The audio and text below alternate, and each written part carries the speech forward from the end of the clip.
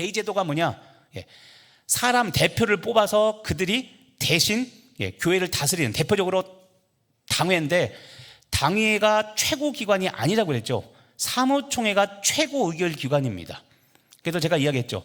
장로님들이 잘못하면 당회 결정인데 왜 안 따릅니까? 라고 말하기 전에 사무총회가 먼저입니다.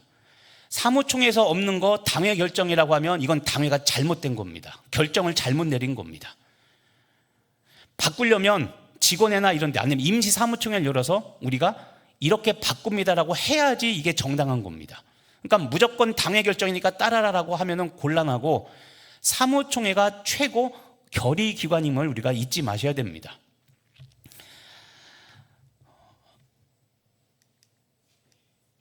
그리고 여기 보시면 주일을 성수하고 11조 의무를 이행하는 자, 여기도 또 나옵니다. 주일 성수와 11조가 나오죠. 이런 것들을 이제 우리가 지켜야 되고요. 또 자격 중에 보면 특이한 게 하나가 있습니다. 교단 헌법에 보면 다 한글해 가지고 7년 이상 목회자를 내조한 사모도 45세 이상 되면 무엇이 될 수 있다? 권사. 이게 왜 있는지 아십니까? 목사는 당연히 담임 목사는 정회원에 들어갑니다. 교회. 그런데 사모가 여러분 정회원도 아니고 준회원도 아니고 사모가 신분이 없습니다. 그래서 예전에 우리 교단 총회를 할 때 목회자들이 사모는 도대체 뭐냐 그래갖고 저항이 생겼습니다. 아픈 이야기냐면 이런 겁니다. 교회가 어떤 것 때문에 담임 목사와 무슨 성도들 간에 아니면 뭐 장로들 간에 좀 이견이 생겼습니다. 그럼 이제 결국 임시사무총회나 사무총회에 투표를 하죠.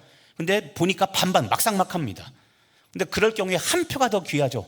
근데 사모는 당연히 누구 편이겠습니까? 담임 목사 편이겠죠. 그러니까 그 한 표 때문에 이게 사실 실례입니다. 그런 것 때문에 사모에게 표를 줘야 되냐 말아야 되냐 이런 게 논쟁이 생긴 겁니다. 그런데 현재로서는 저 규정이 생기기 전까지는 사모는 분명히 목사 아내로서 사모인데 정회원에 잡히지 않았습니다. 그래서 한 교회에서 7년 이상 담임 목회를 하면, 그러면 그 사모는 7년 지나면 그 교회의 권사로 추대를 해서 사모지만 권사의 직분을 갖게 해서 교회에 적을 두게 하는, 그게 생긴 겁니다. 그래서 저항이 생긴 겁니다. 그러니까 저희도 7년 지나면 저 뒤에 계신 이진주라는 어떤 여인 하나가 있는데 권사로 해서 좀 잘 우리 교회 성도가 되도록, 정회원이 되도록 잘 부탁드리겠습니다. 자, 그 다음 이제 권사의 직무입니다. 직무. 자, 권사님들은 당회 또는 칠위 목사의 지도하에 또 나옵니다. 교육자를 도와서 교인의 영적 상태를 돌아보며 우한 인생에 근심거리가 있고 환난이 있는 사람, 질병의 고통입니다. 환우입니다. 이런 아픈 분들, 그 다음에 낙심 중에 있는 사람들을 역도하죠. 권위, 신방에서 권면하고 위로하고 그리고 전도하는 일에 힘쓰는 것이 권사님들의 첫 번째 직무입니다. 이 권사님들은 권사님이라는 칭호는 종신토록 유지됩니다. 자, 집사는 아까 임기가 1년인데 안수집사부터는 저 종신토록이라는 칭호가 붙는다고 그랬죠. 다른 교단은 항존직이라고 말하는데 저희 교단은 종신토록 한다 그래서 종신직이라고 말합니다. 그러니까 한번 안수집사님이나 권사님이 되면 출교 조치나 파면되지 않는 이상 저 직분은 항상 따라다닙니다. 그러니까 한 번 권사님이 되면 죽을 때까지, 특별히 그 불법을 행하거나 출교 조치를 당하지 않는 이상 한 번 권사님은 영원히 권사님이십니다. 그리고 아까 말한 만 70세가 되면 이상이 되면 이제는 명예권사로 추대가 되는 거죠. 그러면 권사님은 어떻게 선택을 하느냐? 자, 권사는 당회 및 칠위 목사가 선택하여 소정의 교육을 이수하여 차기 사무총회식까지 취임식을 거행해야 됩니다. 자, 권사님은 어떻게 선택을 하냐면 어디가 한다고요? 1차적으로 당회가 선정합니다. 당회에서 우리가 말하는 아까 말한 그 자격 요건 되는 분들을 쭉 해봐서 그런 분들을 추려서 올린 다음에 당회에서 할까 말까, 어떤 분을 할까, 이것을 선정을 하게 됩니다. 그리고 선정이 되면 소정의 교육, 지방에서 하는 또는 교회에서 하는 그 소정의 권사, 임직, 직분 교육을 받고, 그리고 차기 사무총회 1년 안에 권사 취임식을 거행을 해야 됩니다. 그런데 또 하나 단서 조건이 있습니다. 당회 또는 치리 목사 결정에 따라 정기 사무총회의 재속 회원 과반수 이상의 득표로도 할 수가 있습니다. 두 가지입니다. 당회에서 선택할 수 있고, 또 하나 당회의 결정에 따라 사무총회에서 투표로도 결정할 수 있습니다. 그러니까는 당회에서 이분들은 권사로 하겠습니다라고 딱 단정지어서 할 수 있고, 그렇게 하지 않고 당회에서 결정은 하되 투표를 붙여 3분의 1을 얻으면, 과반수 3분의 2가 죄송합니다. 과반수 이상 득표를 얻으면 될 수 있습니다. 그런데 제가 지난 시간에 얘기했는데 교회 중에 이거를 어기는 데도 있습니다. 교묘히 피해가는 데가 있습니다. 왜 그러냐면, 당회에서 첫 번째 그냥 당회에서 선택할 경우, 최종 결정을 할 경우에 안 된 분들이 있죠. 안 된 분들이 사무총회 때 따집니다. 의장, 이번 권사 후보에서 제가 떨어졌는데 왜 떨어졌는지 밝히시오. 따지고 듭니다. 그러면 이거 말하기 쉽습니까? 어렵습니까? 말하기 어려워요. 아까 그 항목들이 자격들이 있는데 이것이 부족해서 이렇게 됐습니다라고 했는데, 그분이 지금 권사로 선택한 저 사람도 저거 안 됐는데 왜 저 사람은 되고 나는 됩니까? 따집니다. 자, 우리 그랬죠. 아까도 덕망이 있는 자. 덕망이 있다는 걸 어떻게 우리가 수치화합니까? 그렇죠? 저 사람은 덕망이 없는데 왜 내가 저 사람보다 덕이 없습니까? 따지고 들을 때 뭐라고 설명할 겁니까? 애매하죠. 그러니까 당회에서 이겁니다. 당회가 선택하면 되는데 이런 책임을 피하려고 당회가 선택하지 않고 단서 조항으로 그냥 넘어가 버립니다. 우선할 법칙을 적용하지 않고 그냥 단서 조항으로 싹 넘어가 버립니다. 그래서 사무총회 때 투표로 그냥 넘겨버립니다. 이건 당회의 직무유기입니다. 그래서 불법을 행하면 안 됩니다. 일단은 당회에서 선정해야 되고, 그러니까 우리 교회도 앞으로 해야 될 일이 뭐냐면 정확한 임직 내규가 있어야 됩니다. 임직 내규. 앞에 보면 이런 항목들 있잖아요. 뒤에 나오는군요. 죄송합니다. 지금 나온 이런 것들. 항목들에 대한 정확한 규정들이 있어야 됩니다. 아까 말한 덕망이 있다. 그럼 덕망을 무엇으로 할 것인가? 아무튼 이게 우리들이 임직 때 시험에 들지 않도록 조심해야 될 것들입니다.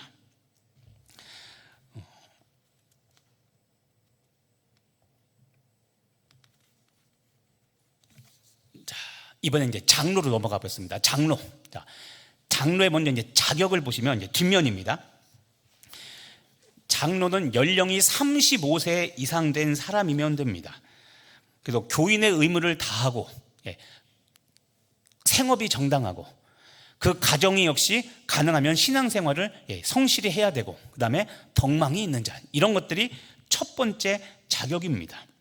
아까도 좀 전에 그런 얘기했지만, 교인의 의무를 다하고, 어떤 사람은 열심히 하는 것만 열심히 하고, 어떤 사람은 안 하는 분도 있고, 생업이 정당하고 뭐 이런 건 명확하고, 가정 교인생활, 지금도 덕망 있는 자, 이런 것들, 애매한 추상명사인 것들에 대한 명확한 규정이 좀 필요한 것이 사실입니다. 자, 두 번째, 은혜 경험이 명확하고 성결한 생활을 하는 자. 이런 것도 추상명사죠. 은혜 경험이 명확하다. 그래서 아까 말한 것처럼 저 사람은 은혜 경험이 명확한데 나는 은혜 경험이 없다면 내가 왜 없습니까? 라고 따지면 이걸 어떻게 우리가 말하기가 어렵죠.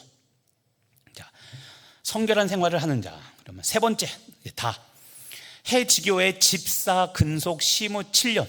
자, 집사님으로 계셨던 분은 근속 7년이면 장로 자격이 되고요. 안수 집사님으로는 2년 동안 근속하시면 역시 자격이 됩니다. 그리고 역시 동일한 주일 성수와 11조 의무를 해야 자격이 됩니다. 그 밑에 또 그냥 간단하게 얘기하면 그럽니다. 우리 성결교단에서 전입해 오신 분들은 우리 교회 오셔서 2년 동안 집사님으로 심호하시면 자격이 되고, 타 교단, 아까 말한 장로교, 감리교, 순복음, 침례교, 그리스도 이런 데서 오신 분들 같은 경우에는 집사 시무 3년, 1년이 더 붙습니다. 그럴 경우에 자격이 됩니다. 그 다음에 라본에 보면 성품이 원만한 인격자. 자, 여기도 나옵니다. 성품이 원만한 인격자. 장로가 되시려면 성질머리가 제발 좋으셔야 됩니다.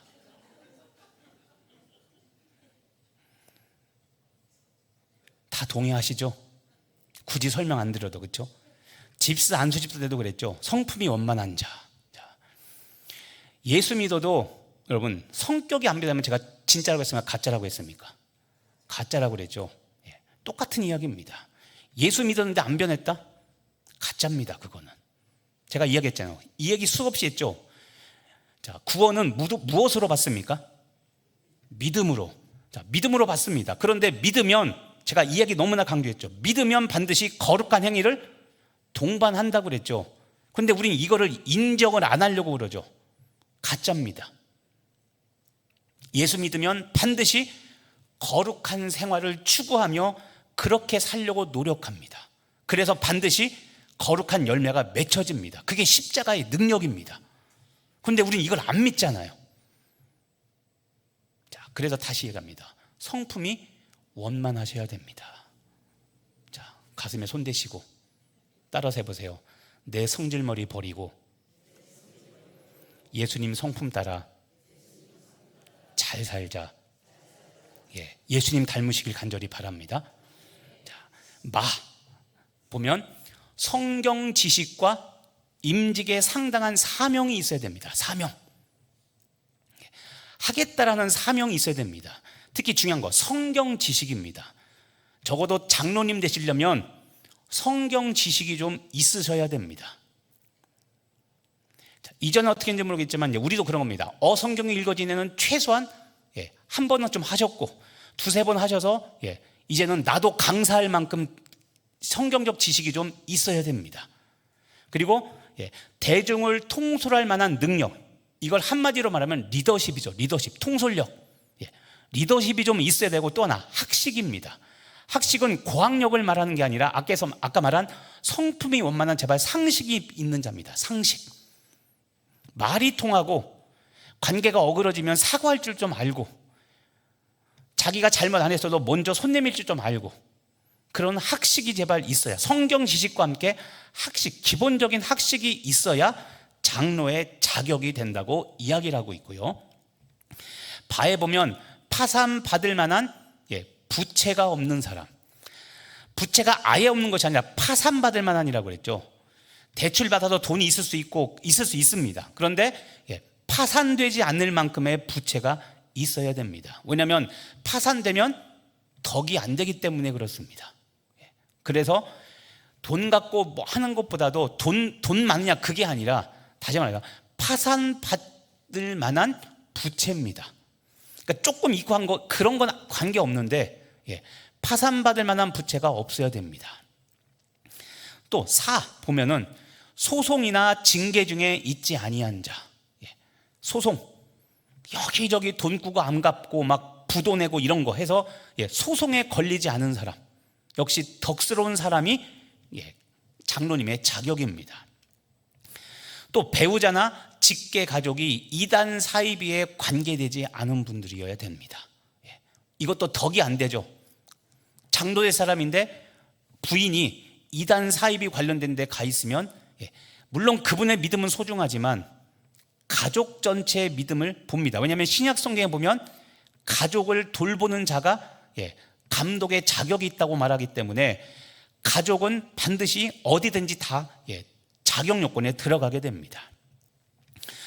또 하나 마지막 자 보면 이혼한 사실이 없는 자, 이혼입니다. 사별은 별 관계 없습니다. 배우자가 먼저, 그러니까 사랑하는 아내가 먼저 병으로 돌아간 거는 관계가 없는데, 이혼한 경우, 특히 제가 알기로는 배우자가 부정을 해서 그렇게 이혼한 것들은 가만히 되는데, 우리가 말하는 성격 안 맞아서 이혼했다, 이거는 장로 자격에서 제외가 됩니다. 이혼이 많아지는 사회라서 가정에 대해 설교하기도 어렵습니다. 그게 아닌데 자꾸 특정한 어떤 사람들을 겨냥해서 한다는 오해를 살까 봐 말하기 어려운데, 어쨌든 교단은 다른 교단도 마찬가지입니다. 성격 안 맞아서 이혼하는 거는 장로의 자격이 없다고 봅니다. 그래서 이웃사랑이 더 중요하다고 제가 계속 이야기하죠. 자, 그럼 장로님의 권한과 직무입니다. 첫 번째는 목사와 협동해서 행정과 권징을 치리합니다. 자, 여기서 중요한 겁니다. 아까 권사님은 교역자를 도와라고 그랬죠. 돕습니다. 근데 여기서는 목사와 어떻게 해서 협동하여 무엇을 해요? 빨간 것이 행정을 처리합니다. 장로님들이 해주는 것은 교회 행정적인 일들을 처리해주는 일들을 하고요. 그다음에 권징, 권은 칭찬이고 징은 징벌입니다. 장로님들의 중요한 역할 중에 하나가 권징입니다.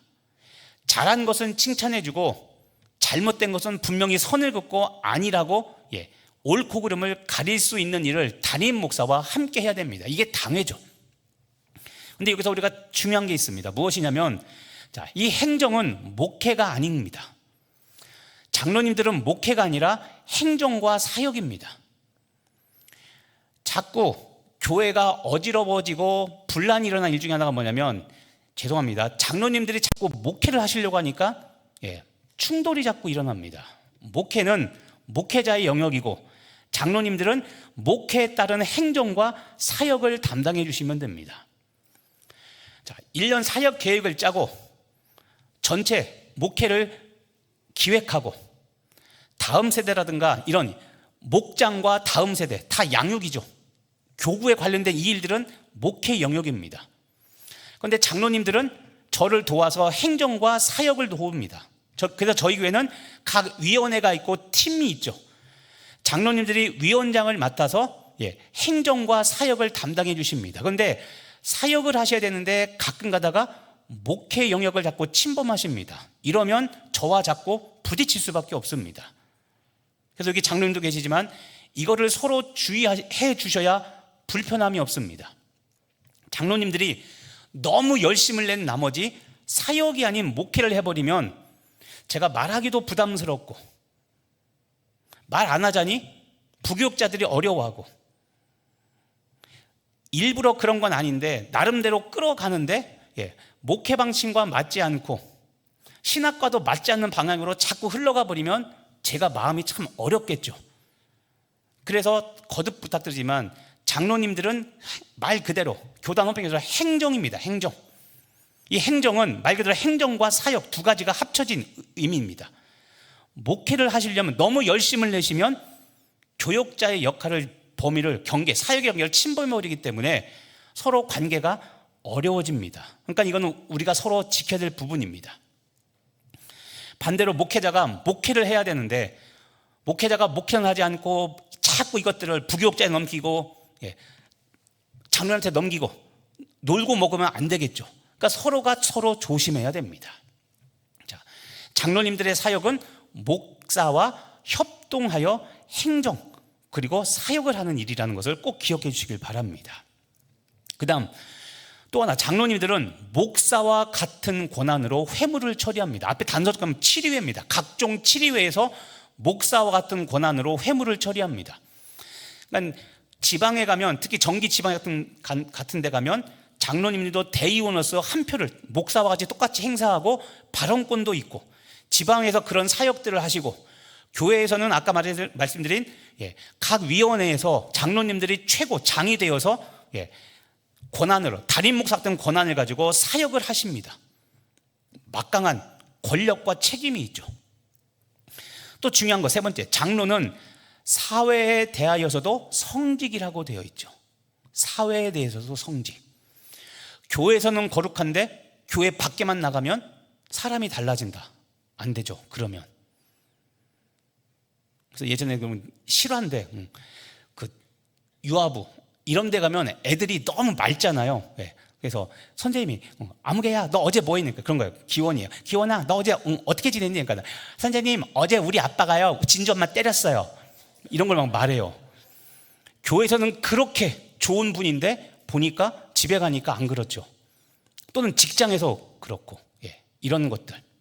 그러니까 장로님은 교회에서 거룩하신 것처럼 직장과 그다음 가정에서도 어느 곳에서도 거룩하게 사셔야 됩니다.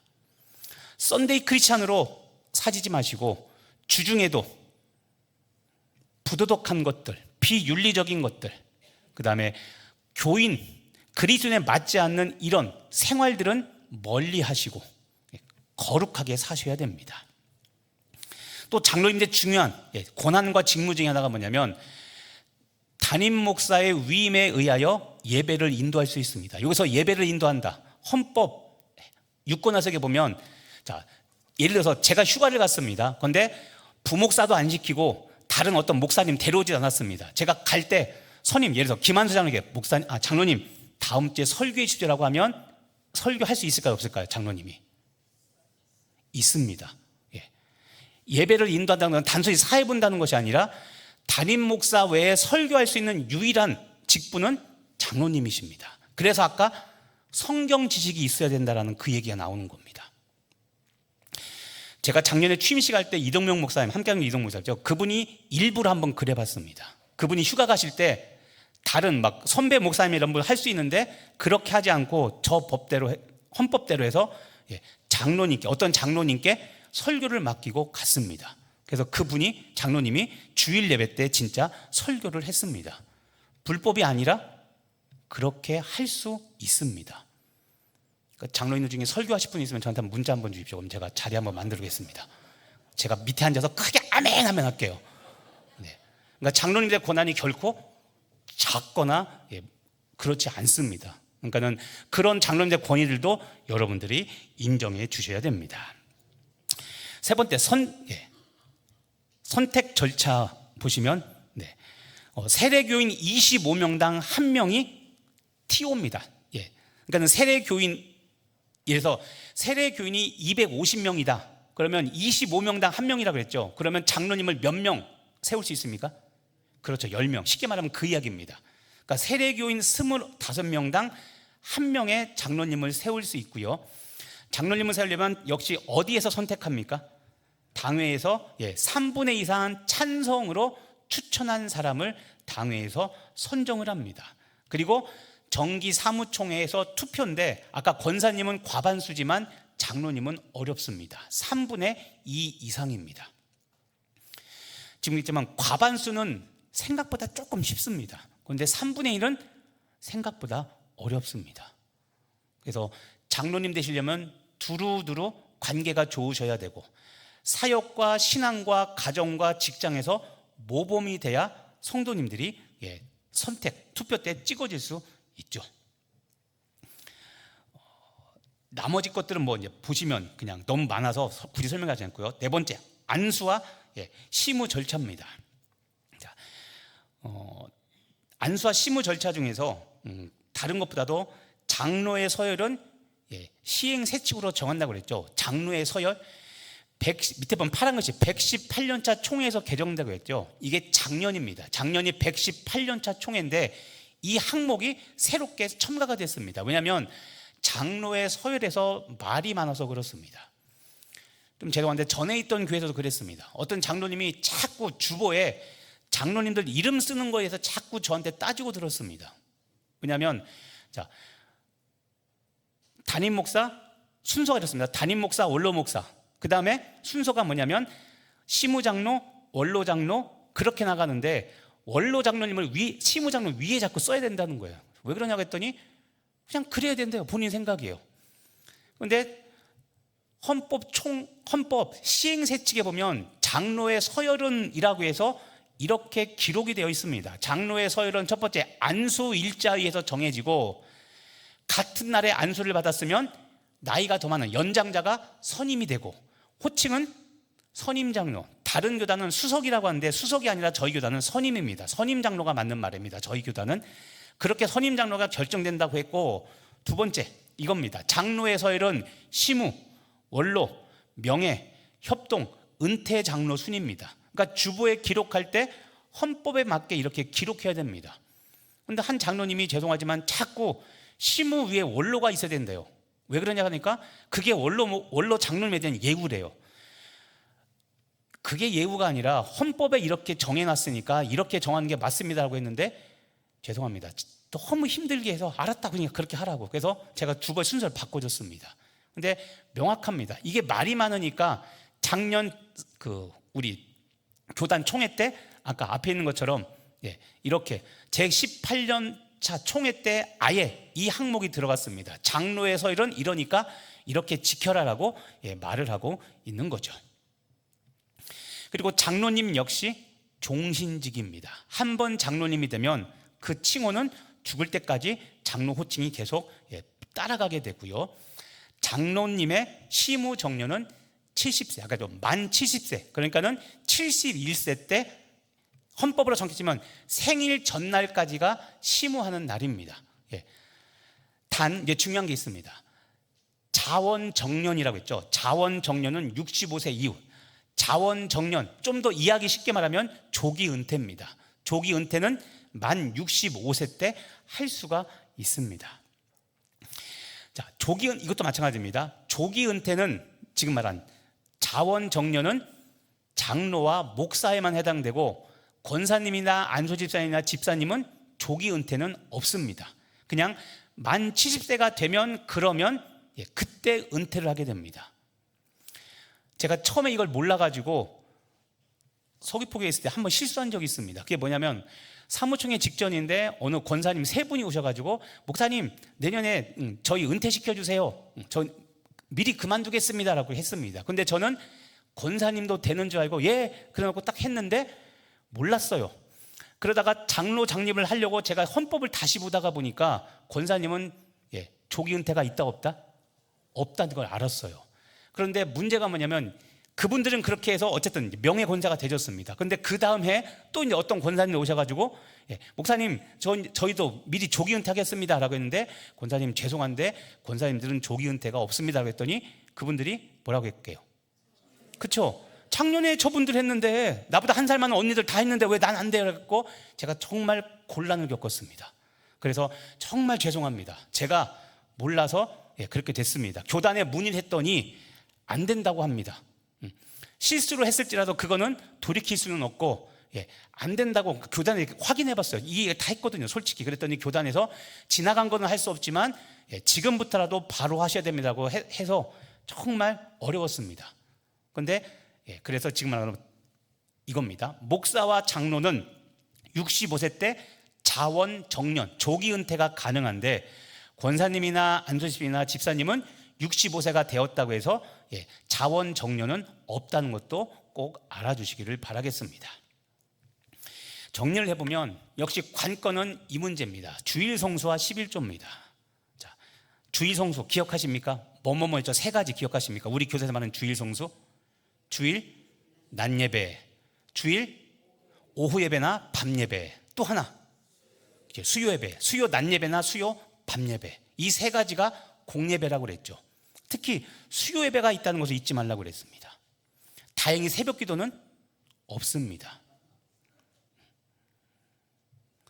전에 있던 교회에서는 제가 새벽 기도도 임직 내규에 넣습니다. 왜 넣었을까요? 갈구려고? 임직 안 시키려고? 그게 아니라 직업상 직장상 수요일에 못 오시는 분이 있습니다. 그래서 제가 구제책으로 수요 예배가 드리기 어려우시면 새벽 예배라도 드리십시오라고. 제가 새벽에 어려운 시간에 오라고 괴롭히려고 한 게 아니라 살려줄 방안을 마련한 겁니다. 그래서 교단에는 공예배에 새벽 예배가 포함되지 않지만 저는 임직 내규에 새벽 기도를 넣어서 단서 조항을 달았습니다. 수요 예배에 직장 여러 여건상 수요 예배에 참여하지 못할 분은 새벽 기도를 나오시면 그러면 수요 예배로 대체해 주겠다는 항을 제가 하나 만들어 넣었습니다. 그러니까는 새벽 기도는 정식 공예배는 아니지만 지금 말한 것처럼 우리도 만약에 장로님이나 권사님이나 안수사님 되고 싶은데 수요 예배를 직업상 못 나오신다면 새벽 예배라도 나오신다면 대체할 수 있을까 없을까, 이런 것들을 우리가 이제 앞으로 당회에서 우리가 논의를 이제 해야 될 사안이죠. 또 하나는 이제 11조입니다. 11조.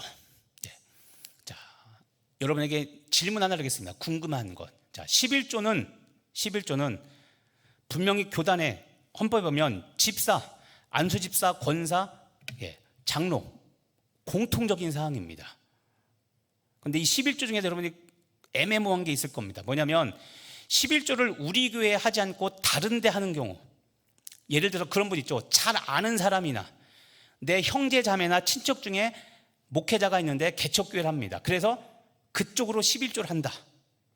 또는 이런 분도 분명히 있었을 겁니다. 아들이 군대 갔는데 면회 가봤더니 아들 군대 교회가 너무나 열악합니다. 그래서 아들 제대할 때까지는 11조를 그쪽에 하겠다. 또는 나는 우리 교회는 강릉성결교회는 강릉 동지방에서 제일 큰 교회고 부자 교회니까 내가 11조 안 해도 우리 교회는 상관없다. 그래서 나는 내가 아는 다른 어떤 분을 돕겠다. 또는 선교단체에 뭐 한다. 이런 경우, 이런 경우 헌법에 의하면 이런 거 11조로 인정을 해줄까요? 안 해줄까요? 안 해준다는 분도 있지만 속으로 왜 그게 안 되라고 속이 지금 부글부글 끓는 분도 있을 겁니다. 근데 다시 한번 명확히 말씀드립니다. 11조는 소속된 교회에 드리는 것이 원칙입니다. 지금 말한 여러 가지 이유들이 있을 수 있습니다. 그걸 나쁘다는 게 아니라 그럴 수 있는데 본인이 임직을 하겠다 생각한다면 소속된 교회에 드리셔야 됩니다. 이건 제가 애매모할까봐 오늘 예배 오기 전에 제가 교단 총회에 제가 전화 갖고 헌법 담당분에게 확인해 봤습니다. 다시 한번 혹시나 제가 제 생각 이야기할까봐 확인해 봤더니 맞습니다. 소속된 교회에 드리는 것이 원칙입니다. 그분이 이렇게 얘기하더라고요. 목사님, 이거는 유권 해석이 없습니다. 왜 없는지 아십니까? 왜? 했더니 이거는 불변의 원칙이기 때문에 다른 예외상이나 이런 게 없습니다 라고 딱 잘라 그분이 얘기했습니다. 그래서 이렇게 하셔야 됩니다. 11조를 교회 직분을 원하시는데 다른 데 11조를 하기를 원한다. 그러면 어쨌든 교회 11조를 하시고 10의 2조를 하시는가, 다른 데 그렇게 10의 2조를 하시는가 해야지 이 원칙은 예외가 될 수 없습니다. 그래서 미리 말씀을 드립니다. 이번 주 월요일에 언젠가 제가 또 시간 잡아서 하게 될 겁니다. 2026 한국교회 트렌드라는 책이 나왔습니다. 근데 거기에 책에 나왔는데 1년 동안 또 조사한 내용 중에 하나가 이런 게 있습니다. 한국교회는 30, 40대가 가면 갈수록 11조율이 떨어집니다. 1년 동안 한국교회 11조율이 여러분 몇 퍼센트 떨어진지 아십니까? 1년 동안 우리나라 2004년에서 2005년 넘어오는 동안 11조율이 11%가 떨어졌습니다. 11%. 굉장히 많이 떨어진 겁니다. 여기 계신 분들 중에 11조에 대해서 또 찬반이 나눠질 겁니다. 그렇죠? 여러분 중에 11조 왜 꼭 해야 돼 하는 분이 있을 겁니다. 그런데 여러분, 우리나라 제가 알기로는 모든 교단에 11조, 우리는 특히 11조와 주일성수죠. 다른 교단도 마찬가지입니다. 좋든 싫든 어쨌든 우리나라에서는 11조가 해야만 됩니다. 그래야 직분자 자격이 생깁니다. 어떤 분들은, 젊은 분들은 유튜브 찾아보면 11조라는 거 검색하면 쫙 뜰 겁니다. 그런데 제목들을 보시면 알 겁니다. 11조 해야 돼? 11조 할 필요 없다. 11조 성경적이지 않다. 막 이런 제목들 딱 나옵니다. 나름대로 다 옳다 그러다 다 인정하는데, 자, 지금 논쟁하는 시간은 아니고, 11조를 안 하면 어쨌든 현재 교단에서는 어떤 교단도 마찬가지입니다. 임직을 할 수가 없습니다. 그러니까 내 생각이 어쨌든 간에 교단법이 이렇다면 임직하실 분들은 이거를 지켜줘야 되는 겁니다. 그래서 특히 가장 민감한 부분, 본 교회가 아닌 다른 데 하는 거 가능하냐 가능하지 않느냐, 교단원법은 안 된다고 분명히 얘기하는 것도 우리가 새겨야 됩니다. 또 하나, 종신직이라는, 그렇죠? 종신토록 섬긴다는 이 종신직이 나오죠. 아까 말했지만 집사님은 1년직이지만 안수 집사님, 권사님, 장로는 종신직이라고 했습니다. 자, 이것도 제가 누구 특별한 사람들을 지목해서 말하는 거니까 절대 오해 없으시기를 바랍니다. 자, 종신직이라는 의미가 무엇이냐면 교회를 쉽게 떠나지 말고 그 교회를 지키는 사명이 있다는 겁니다. 자, 여러분 중에 교회가 정말 죄송하지만 제 입을 맞추면 목회자의 부정이나 이런 것 때문에 교회를 떠나오신 분이 있습니다. 충분히 이해합니다. 근데 그런 거 외에 교회에 여러 가지 이유로 교회를 옮기시고 어려운 이런 것들이 있는데 가능하면 교회를 떠나지 말고 교회를 지키라는 의미입니다. 그게 종신직입니다. 이것도 말하기 어렵지만 이번 한 번만 이야기하고 안 할 테니까 잘 새겨 들으시길 바랍니다. 교회가 힘들고 어려운 일이 있을 때 쉽게 떠나시는 분이 있습니다. 속칭 메뚜기라고 그럽니다. 이건 어디 가나 다 그런 분이 있을 수 있습니다. 그런데 쉽게 떠나오신 분은 또 쉽게 가는 것도 사실입니다. 왜냐하면 한 번 떠나기가 어렵지 한 번 떠나보면 또 아무렇지 않습니다. 잘못하면 이게 영적인 습관이 됩니다. 그래서 어렵고 힘들어도 종신직이라는 의미 또는 타 교단에서 항존직이라는 의미는 그 교회에서 직분을 받았으면 조금 어렵고 힘든 일이 있어도 기도하며 그 교회를 지키라는 의미입니다. 그러니까는 쉽게 왔다 갔다, 물론 지금 했지만 쉽게입니다. 한 번 옮기는 거 되게 어려운 일이죠. 근데 그런 마음 소중하니까요, 너무 쉽게 옮기는 일은 우리가 가급적 하지 않으셔야 됩니다. 또 하나, 부르심의 특수성입니다. 부르심. 부르심. 직분을 보면 여러분, 우리가 그럽니다. 안 될 사람이 됐고 될 사람은 안 되고 이런 이야기들을 하죠. 그런데 여러분, 그게 부르심의 특수성입니다. 왜냐하면 나와 하나님의 시각은 다르기 때문에 그렇습니다. 이건 우리가 뭐라고 할 수 없습니다. 자격이 되는데 그 사람은 안 되고, 자격 미달인 것 같은데 그 사람은 되고.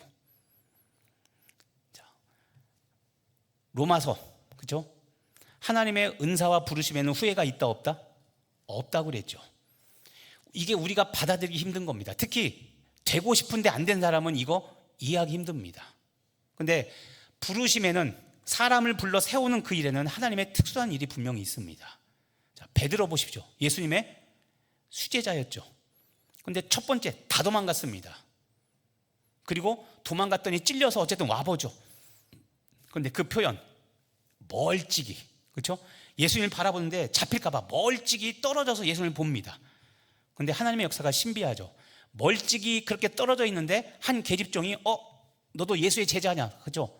발각되죠. 근데 거기서 또 3번 부인하죠.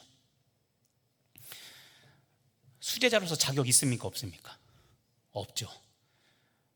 그런데 베드로, 우리가 아는 베드로가 어떻게 순교합니까? 그렇죠. 나중에 십자가 거꾸로 달려서 죽죠. 하나님은, 예수님은 부인하는 베드로를 본 게 아니라 멀찍이, 우리 오후 예배 시간에 얘기했죠. 지혜는 멀리 보고 전체를 보는 것이라고 그랬죠. 이게 사람과 하나님의 차이입니다. 우리가 볼 때는 지금 앞밖에 안 보입니다. 지금. 그러니까 안 돼요. 이거 되면 안 될 사람이 됐습니다. 그런데 어떡합니까? 참고 인내하고 이웃사랑을 실천해야 됩니다. 베드로가 만약에 사람들의 판단대로였다면 베드로는 처음부터 제자 되지 말아야 됩니다. 예수님이 베드로를 선택한 건 실패입니다. 실수입니다. 그런데 하나님은 베드로가 돌아올 걸 알고, 그가 부인할 것도 알고, 우리 사람은 내 발 앞에밖에 못 보죠. 그런데 하나님은 우리의 창조주기 때문에 하나님은 저 끝 마지막 피니시, 종착점을 보고 계십니다. 지금은 빵점인데 얘가 환골탈태해서 100점으로 갈 걸 알기 때문에 선택을 하신 겁니다. 그래서 힘들고 어려워도 우리가 이웃사랑을 실천하며 같이 가야 되는 겁니다. 절망적입니까 혹시? 그런데 여러분, 이게 기독교, 이게 기독교. 제가 누누이 이야기하지 않습니까? 율법의 완성은 무엇이다? 사역이 아니라 사랑입니다. 사랑. 일 열심히 하고 일 잘하는 게, 그게 율법의 완성이 아니라 사랑입니다. 사랑. 자, 사랑은 또 시험 2가지라고 했죠. 무슨 사랑, 무슨 사랑? 하나님 사랑과 이웃 사랑. 무엇이 더 어려워요? 이웃 사랑. 그렇죠? 직분도 마찬가지입니다. 자격 미달이라 할지라도 저 사람을 어떻게 함께 갈 것인가, 이게 우리가 날마다 하는 고민이요. 날마다 고민하고 기도해도 답이 보이지 않는 일입니다. 그런데 그게 신앙인, 믿음 생활인 겁니다. 역시 아멘이 안 나는 거 보니까. 자, 마지막으로 부탁합니다. 다시 한번 이야기합니다. 자, 당회 또는 치리 목사의 지도하에 따라 교역자를 도와, 또는 목사와 협동하여 행정과 권징을 치리하는. 다시 한번 부탁합니다. 장로님들과 저 담임 목사 사이에, 그리고 우리 교역자들 사이에 행정과 사역의 구분이 필요함을 다시 한번 말씀드립니다. 너무 열심을 내면 장로님들이 자꾸 목회를 하려고 그러는데, 아까 했죠, 말하기도 부담스럽고 이건 아닌데, 이거는 목회 철학에 안 맞는데, 이런 것들이 자꾸 발생하기 때문에 사역의 경계를 잘 지켜주시고 서로가 서로에게 묻고 확인하는 일들이 필요하다는 것, 이것을 다시 한번 부탁 말씀을 드립니다. 이게 진짜 마지막입니다. 자, 임직의 거룩함을 지키는 교회. 자, 민감한 이야기입니다. 지금 이야기는 제가 장로님하고 합의된 이야기들은 아닙니다. 그런데 우리가 냉정하게 봐야 될 문제입니다. 임직이 돈장로, 돈권사 세운 일이 되면 절대로 안 됩니다. 이건 제가 있는 동안 저는 반드시 지킬 겁니다. 돈장로, 돈권사 뭔지 아시죠? 강요된 임직헌금 받는 거 제발 교회가 하지 말아야 됩니다. 지금 앉아 계신 분들, 내가 돈 냈는데 내 돈 돌리도 돌이킬 수 없습니다. 그건 하나님 창고에 깨끗이 들어갔습니다. 근데 제가 있죠, 장로님들하고 제가 상의한 건 아닙니다. 그런데 제가 분명히 방침을 밝힙니다. 그리고 전국인 앞에 지금 이야기하는 겁니다. 돈 받고 장로 세우고 뭐 세우고 하는 거 한국교회가 제발 그만둬야 될 일입니다. 돈 없으면 장로 못 되고, 돈 없으면 권사님 못 되고, 돈 없으면 안수집사님 못 됩니까? 성경 어디에 돈 갖고 임직을 하라는 말이 있습니까? 좋은 것으로 보면 좋은 마음이에요. 여러분들은 그렇게 했을 거라고 믿습니다. 그러니까 여러분 탓하는 게 아닙니다. 하나님께 감사한 마음으로 드린 건데, 문제는 교회가 강조하는 겁니다. 자, 임직자를 세웠는데 그분이 돈이 없습니다. 그러면 교회가 정한 임직 헌금이 있는데, 우리 장로님들, 우리가 당회에서 선택해서 했는데 그분이 돈이 없다고 말합니다. 그럼 어떻게 하실 겁니까? 헌법에 모든 자격 다 되는데 문제는 뭐만 없어요? 믿음이 없는 게 아니라, 사명이 없는 게 아니라, 열정이 없는 게 아니라 뭐만 없어요? 돈이 없습니다. 자, 믿음은 있고 열정은 있고 사명, 부르심은 있는데 돈이 없어서 장로가 안 된다, 권사가 못 된다, 안수집사가 못 된다. 장로님 어떻게 하실 겁니까? 무엇을 따르시겠습니까? 이건 너무나 간단한 답 아닙니까? 이거 갖고 고민하시면 안 됩니다. 깨끗해야 됩니다. 교회가 거룩해야 됩니다. 믿음으로 구원받았는데 우리가 왜 믿음에 자꾸 다른 거를 요구합니까? 이건 우리 한국교회가 제발 갱신돼야 될 문제입니다. 그래서 임직헌금, 아까도 얘기했죠, 제가 우스갯소리겠지만 나 임직할 때 얼마 냈는데, 그거는 나쁜 의미가 아니라 하나님께 드린 귀한 거라고 믿습니다. 그런데 앞으로 우리가 이런 것들은 지향이 아니라 지양해야 될 줄로 저는 믿습니다. 그리고 이것에 같이 동참해 주시기를 바랍니다. 또 하나, 또 민감한 이야기입니다. 출신교회입니다. 출신교회. 이 교회 출신들은 먼저 세워주고 다른 교회 온 사람들은 나중에 하고. 자, 아까 우리 교단에 보면 다 그런 거 있죠. 여기 보면 해지교회, 제가 그냥 편하게 썼습니다. 본 교회 출신, 강릉 성계교회 출신도 있고, 특히 타 교단에서 온 사람들 보면 다 해당 연도가 있습니다. 그것이 지나면 자격이 주어집니다. 그런데 여러분, 우리 교회 사람이니까 먼저 하고 저 사람들은 나중에 왔으니까 나중에 한다, 늦게 한다. 그런데 아까 얘기했죠, 좀 전에 말한 자격 요건이 다 됩니다. 오히려 반대로 우리 교회 사람들은 자격 요건이 안 되는데 본 교회 출신이라는 이유로 먼저 세운다? 자, 누가 불법을 저지르는 겁니까? 이것도 우리가 하나님 앞에 거룩하게 서야 됩니다. 안 됐다고 서운해하지 마시고 자격을 갖추셔야 됩니다. 그리고 우리가 편애하는 거 없어야 됩니다. 정직해야 됩니다. 이런 거 갖고 우리가 고민하지 않아야 됩니다. 지금도 그랬지만 본교회 출신이기 때문에 어드밴티지, 이익을 주고 다른 교회에서 왔기 때문에 불편을 준다면 이것도 교단헌법에 맞지 않는 거잖아요. 우리가 정직해야 됩니다. 그래서 임직의 거룩함을 지키는 교회가 되어야 됩니다. 한번 선을 그어야 됩니다. 선 긋기가 어렵지, 우리가 선을 그어서 전통을 새롭게 해서 후배들에게, 우리 후손들에게 거룩한 전통을 이어가게 해야 되는 겁니다. 그게 교회와 우리 직분자들이 해야 될 일인 겁니다. 동의하십니까? 그러니까 본전 생각하지 마시고, 제발 부탁인데, 그렇죠? 본전 생각하지 마시고 우리가 아름다운 전통을 만들어서 우리 후손들에게 교회의 아름다운 전통을 물려주는 우리 저와 여러분들에게 간절히 바랍니다. 또 하나는 담임 목사와 당회원들의 행포입니다.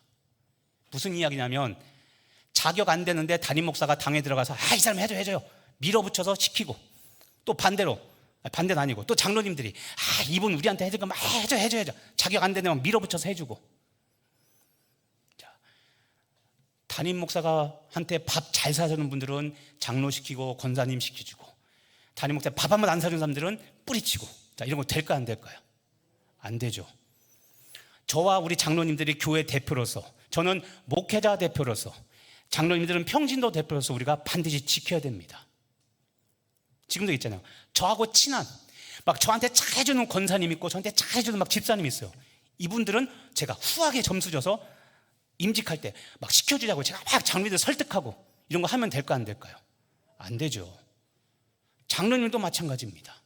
이건 비리잖아요. 비리. 그렇죠? 임직 비리. 그러니까 저한테 밥 사줄 때 임직을 노리고 밥 사주는 일은 제발 하지 마시길 바랍니다. 또 미리 말합니다. 추석인데 내년 임직을 그냥 해서 저한테 뭐 자꾸 주는 거 하지 마십시오. 저는 그냥 받아서 내돈으로 다 먹을 거고 전혀 임직과는 연관시키지 않을 겁니다. 예. 그러니까 우리가 임직 앞에, 하나님 앞에 거룩한 교회, 후손들이 이야기했을 때 부끄러움 없는 교회를 우리가 만들어야 되겠죠. 그렇죠? 그렇게 돼야 됩니다. 그리고 누가 봐도 정직하게. 왜 제가 안 냈습니까? 사무총회 따졌을 때 죄송하지만 11조 안 들었지 않습니까? 죄송하지만 주일 성수, 아까 수요예배 그런 거 이야기했죠. 주일만이 아니라 수요예배 안 들었지 않습니까? 우리 헌법에 부족한데 어떻게 세우겠습니까? 죄송하지만 어려운 이야기지만 얘기해야겠죠. 이게 우리가 가야 될 임직, 하나님의 직분이 아닐까 생각합니다. 자, 어떻습니까? 심각해졌습니까? 임직에 대한 희망이 보이십니까? 예, 희망이 보이고 우리가 거룩한 교회가 되는 비전을 가지시기를 간절히 바랍니다. 다시 한번 인사하겠습니다. 자, 당신은 강릉성결교회의 좋은 직분자입니다. 서로 인사하겠습니다.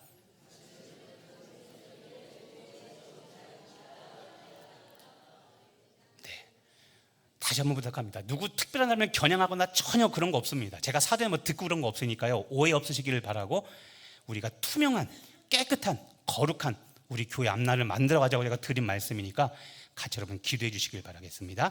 우리 이제 찬양하고 마치도록 하겠습니다.